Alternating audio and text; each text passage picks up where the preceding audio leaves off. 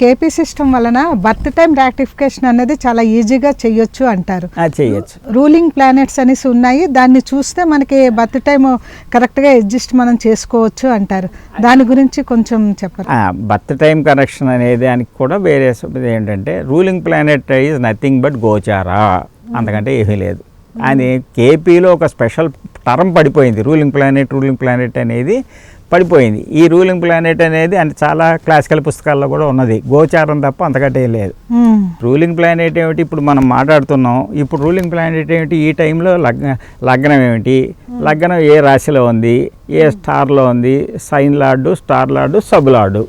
అట్లాగే ఇప్పుడు నక్షత్రం ఏంటి, ఈ నక్షత్రం ఏ రాశిలో ఉంది, ఏ స్టార్లో ఉంది, ఏ సబ్లో ఉంది, ఇవాళ డే లార్డ్ ఎవరు, ఈ 7 రూలింగ్ ప్లానెట్స్. అవును, ఇది గోచారం తప్ప ఇంకేముంది.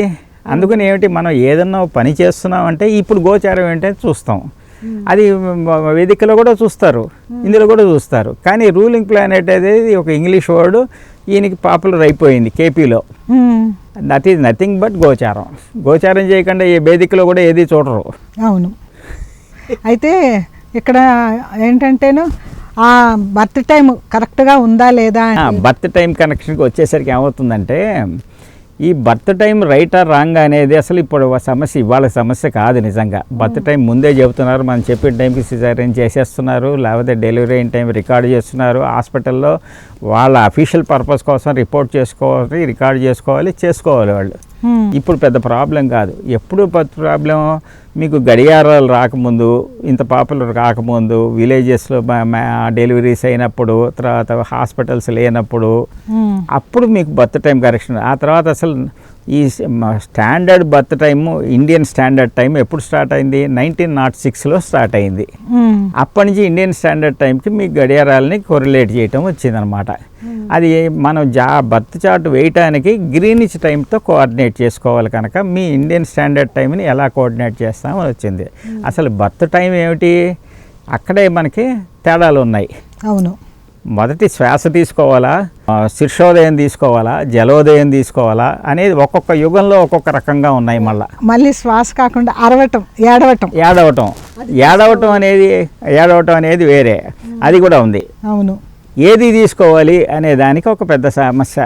ఇది ఒక్కొక్క కాలంలో ఒక యుగంలో హరివంశం పుస్తకం అనుకుంటా, బుక్ రేపు మర్చిపోయాను, దాంట్లో ఉంటుంది. దాంట్లో రాసినట్టు నన్ను బర్త్ టైం ఆర్టికల్స్ ఉన్నాయి అదిగే దాని పుస్తకాల్లో, అందులో రాశాను.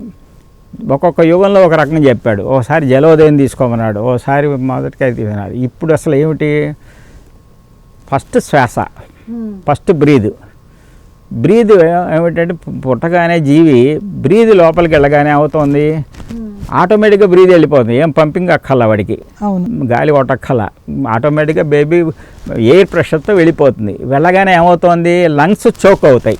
అవును, ఫోటర్ కిక్ కొట్టినట్టుగా లంగ్స్ చోక్ అవగానే బాయ్ బికమ్స్ ఎలర్జిక్ అనమాట, చైల్డ్ బికమ్స్ ఎలర్జిక్. ఆ ఎలర్జిక్ ఏడుస్తాడు, అది ఏడుపు. ఆ ఏడుపు రాకపోతే వాడిని ఇటు అటు తడతారు, తలకింతలు పెట్టి కొట్టి చేస్తారు, ఏడిపిస్తారు. ఈ ఫస్ట్ క్రై ఎందుకు పెట్టారు, వాయుగ్రహం శని ఆయుష్కారకుడు, first breath to last breath, ఇది ఆయు. అందుకని ఫస్ట్ క్రయే ఆయుష్ కింద పెట్టారు. ఇది కాక ఏమిటి, కడుపులో గర్భంలో తల్లి గర్భంలో ఎప్పుడు కన్సీవ్ అయింది అది తెలియదు, అది దహన లగ్నం మీద క్యాలిక్యులేట్ చేసుకోమన్నారు. ఇప్పుడు వెనక్కి క్యాలిక్యులేట్ చేస్తున్నాం ఇప్పుడు. అందుకని అదహన లగ్నం కూడా అదొక ప్రాసెస్. ఇన్ని రకాల ఉన్నప్పుడు బర్త్ టైం కరెక్షన్ అనేది కాస్టింగ్ ఆఫ్ బర్త్ చార్ట్కి అవసరం. ఎందుకంటే correct data is essential for any activity, for any scientific activity. కనుక కరెక్ట్ బర్త్డే తీసుకోండి అన్న. ఇవన్నీ ఎప్పుడు వస్తాయి మనకి, 1950s 49 వార్ టైంలో తేడాలు ఉన్నాయి. ఫారెన్లో డిఎస్టీ టైమ్స్ ఉన్నాయి, ఈ జోన్స్ ఉన్నాయి, డిఎస్టీ టైమ్ జోన్స్లో మారుతాయి. ఇవన్నీ అడ్జస్ట్మెంట్స్ కోసం మనకి కరెక్షన్ టైం కావాలన్నమాట. ఇవన్నీ చూసుకొని, ఇంత లిటరసీ అప్పుడు లేదు, 1960s 70 దాకా లేదు. బర్త్ బిఫోర్ 60s కానీ 50s కానీ ఆ టైంలో వాటికి బర్త్ టైం కరెక్షన్ అవసరం, తర్వాత వాటికి అక్కల ఇప్పుడు ఎవరన్నా చెప్పారు అంటే కరెక్ట్ అయినా అంటే కరెక్ట్ వేసేసుకోవచ్చు చార్టు. అయితే వాడు చెప్పిన టైం కరెక్ట్ అవునా కదా మనకి ఇంటర్నల్ చెక్ చేసుకోవటం తేలిక.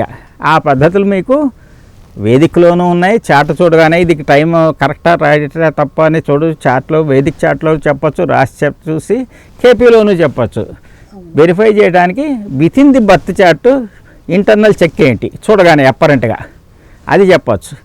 ఆ తర్వాత క్యాల్కులేట్ చేసి కూడా చెప్పచ్చు. రూలింగ్ ప్లానెట్ ఒక టెస్ట్ అనమాట. మీకు ఇప్పుడు రూలింగ్ ప్లానెట్ మహత్యం ఏంటంటే మనం ఇప్పుడు దేని గురించి అడుగుతున్నామో ఆ పాయింట్ కరెక్ట్గా వస్తుంది. ఈ రూలింగ్ ప్లానెట్ బర్త్ టైం కరెక్షనే కాక ప్రిడిక్టివ్ పార్ట్ కూడా మనం చెక్ చేసుకోవచ్చు. ఇప్పుడు మీరు ఓ పిల్లవాడు పెళ్ళి ఎప్పుడు అవుతుంది, ఆ పెళ్ళి టైం ప్రకారం ఇప్పుడు రూలింగ్ ప్లానెట్ చూస్తే సూటబుల్ ఉన్నా కదా, మళ్ళీ ఈ సిమిలర్ దశాభుక్తులు ఎప్పుడు వస్తాయి అప్పుడు ప్రాబ్లమ్ ఇది లైక్లీ టు హ్యాపెన్. అట్లా రూలింగ్ ప్లానెట్స్ గురించి కూడా నా పుస్తకంలో అసలు ఎందుకు సెలెక్ట్ అయ్యారు రూలింగ్ ప్లానెట్ అనే దానికి ఎందుకు తీసుకున్నారు అది తీసాం. అట్లా ఎందుకని రూలింగ్ ప్లానెట్తో మీకు స్టార్ట్ అయింది, బర్త్ టైం కరెక్షన్ స్టార్ట్ అయింది. కేపీ అనేది ఈజీగా డైవ్ ఇంటు ది చార్ట్ అది డ్రైవ్ అవుతుంది. తర్వాత ఇప్పుడు రూలింగ్ ప్లానెట్స్ 7 ఉన్నాయి. ఆ 7 మనకి బర్త్ టైము సరిదిద్దుకోవటానికి గ్రహాలు అంటే రూలింగ్ ప్లానెట్కి మనం గ్రహాలు తీసుకుంటామని చెప్పాం కదా, ఆ 7 గ్రహాల్లోని ఒక 4 గ్రహాలు అంటే ఒక 4 గ్రహాలు ఒకటే గ్రహం అంటే గురువు కానీ కుజుడు కానీ 4 గ్రహాలు ఒకటే వస్తే బర్త్ టైం సరిపోయిందని మనం అనుకోవచ్చా? అట్టా కాదు, 7 గ్రహాలు ఇప్పుడు చూసుగానే ఇప్పుడు మీకు మిస్టర్ ఎక్స్ చార్ట్ వచ్చింది బర్త్ టైం రెక్టిఫికేషన్.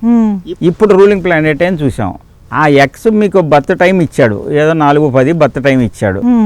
ఆ బర్త్ టైంకి వాళ్ళు ఇచ్చిన చార్ట్ ప్రకారం రూలింగ్ ప్లానెట్స్ ఏమిటి ఆ చార్ట్లో, అవును ఆ చార్ట్లో చూడాలి. ఈ దీనికి దానికి చూసి ఇక్కడ గురువు ఉన్నాడు అక్కడ గురువు ఉన్నాడు అంటే కాదు, ఇక్కడ గురువు ఇప్పుడు వేసిన చార్ట్లో ఎక్కడున్నాడు అక్కడ గురువు ఎక్కడున్నాడు, కొరిలేషన్ ఉందా లేదా, ఈ గురువు బదులు వాడు అట్టా చూసి ఒక పద్ధతి. అది కాక కేపీలో చెప్తా, తర్వాత మీకు వేదికలో కూడా చెప్తా. కేపీలో కనుక మీకు 9th star lord sub lord, లగ్న star lord sub lord almost ఈక్వల్గా ఉంటాయి. సేమ్ ఉండొచ్చు, వీడిని వాడు చూస్తుండొచ్చు, వీడిని చూస్తుండొచ్చు, చాట్లో కలిసి ఉండొచ్చు, కనెక్షన్ ఉంటుంది. కనెక్షన్ ఇక్కడ మనం పంచప్రకార సంబంధం, స్థితి యుతి దృష్టి పంచప్రకార సంబంధం. వీడికి వాడికి కలిపిన స్థితి వీడి దాంట్లో వాడు ఉండొచ్చు, వాడి దాంట్లో ఉండొచ్చు. ఇట్లా 9th star lord and sub lord correlation to the first star lord and sub lord. అది ఇమ్మీడియట్గా చూడగానే కేపీ చార్ట్లో చెప్పేసేయచ్చు. అది కాక lagna sign lord star lord, moon sign lord star lord అది చెప్పేసేయచ్చు. ఆల్మోస్ట్ ఈక్వల్గా ఉంటారు. అది కాక బుధుడు పుట్టక కారణం బుధుడు కూడా ఎర్దీ ప్లానెట్. బుధుడు style lord star lord and లగ్న sign lord star lord correlation ఉంటుంది. ఇవి చూడగానే చెప్పేసేయచ్చు. ఈ 9th ఎందుకు తీసుకున్నాం, పూర్వజన్మ సుకృతం. ఇది ప్రజెంట్ జన్మ ఈజ్ ఎ కంటిన్యూడ్, అది పూర్వజన్మ కర్మ సిద్ధాంతంలో. అవును, ఇట్స్ ఏ జన్మ is a concept of rebirth. అవును, అందుకు 9th హౌస్ తీసుకున్నాం. 9th ఫస్ట్కి కోరిలేషన్ అది కంపల్సరీ ఉండాలి. ఈ 2లో చంద్రుడు ఉండొచ్చు, ఇది ఉండొచ్చు. అది కాక ఇంకో చెక్ ఏంటి, ఉద్యోగానికి వచ్చాడు, వాడి ఉద్యోగం ఏమిటి 10 లేకపోతే 6.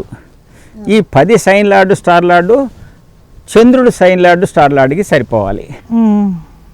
అట్లాగే 6 సైన్ లార్డ్ స్టార్ లార్డు వాడు వచ్చిన ప్రశ్నకి వచ్చాడు, దానికి సరిపోవాలి. ఇది ఆటోమేటిక్గా ఆల్మోస్ట్ అయినట్టే. ఆ తర్వాత మీరు చూసుకోండి, 1-2 ఈవెంట్స్ చెక్ చేసుకుంటే సరిపోతుంది. ఒకటి ఇది తేలిగ్గా కేపీలో అయిపోతుంది. వేదికలో కూడా ఉన్నాయి తేలిగ్గా. ఇదేదో మనం ఏంటంటే ఏదో యాపిల్ బాగుందంటే యాపిల్ తింటాం, మిగతావన్నీ వదిలేయటం, మిగతావన్నీ అనారోగ్యం అనుకోవటం, ఈ ఫ్యానటిజం అయిపోయింది. వేదిక అంతే, నా కోడి గొప్ప, నా కోడికి ఏందని నడవదు అంటాడు ఎవడికోడు, అది అయిపోయింది.